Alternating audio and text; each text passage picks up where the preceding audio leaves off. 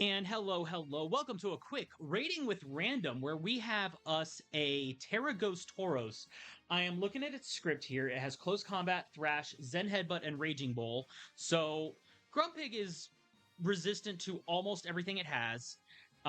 We've got two Annihilates and a Mewtwo. The Annihilates are going to be weak to Zen Headbutt, but Zen Headbutt is a non-stab move, so I'm not worried about it.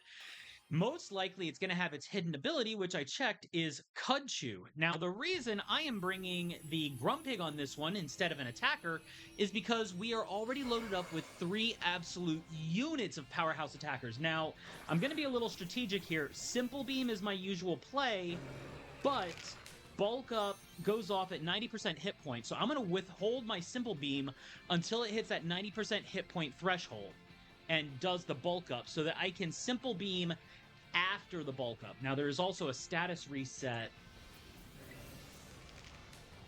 There's a status reset at 95% time, so doing a debuff on the first turn is not going to help us too much. So I can go ahead and Helping Hand the Mewtwo, see if we can get to that 90% hit point a little bit faster.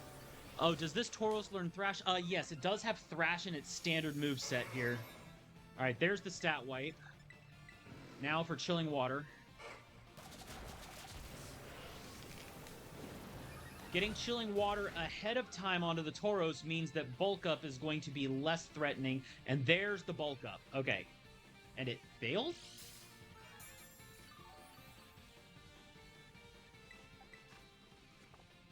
Okay, in that case, Simple Beam now. Now we get the Simple Beam, and I can go ahead and Mud Slap. My allies are not taking too much damage. I'm a little surprised that Bulk Up, like it said, it failed. The ability, I believe, is Chew for its hidden ability. Now, I know that they don't always have their hidden ability at 6 stars, but most of the time they do, it seems.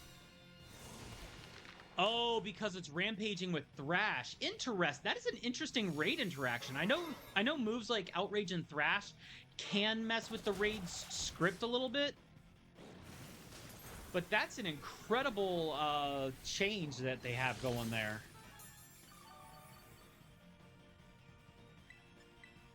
All right, how about a Chilling Water?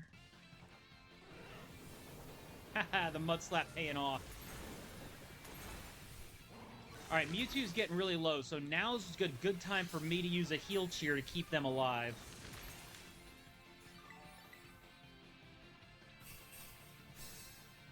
But fortunately, because of that, now, I am also hoping that maybe it's throwing close combats somewhere, like if it throws them at Mewtwo, but it's more likely to use Thrash because of its typing.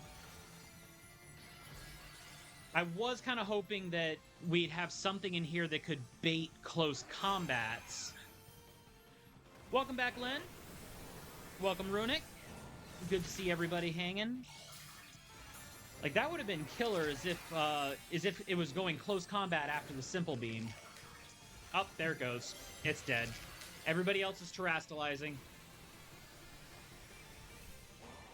Yeah, this one was an incredibly easy raid here. But yeah, this Grumpig, I do have 2 separate Grumpigs that I've built now.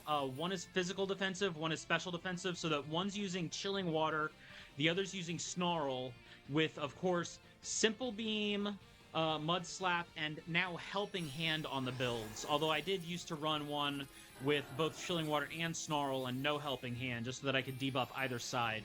But I decided that I should specialize them a little more, make them a little more effective for raids. Comes out pretty good, and that Tauros is dead.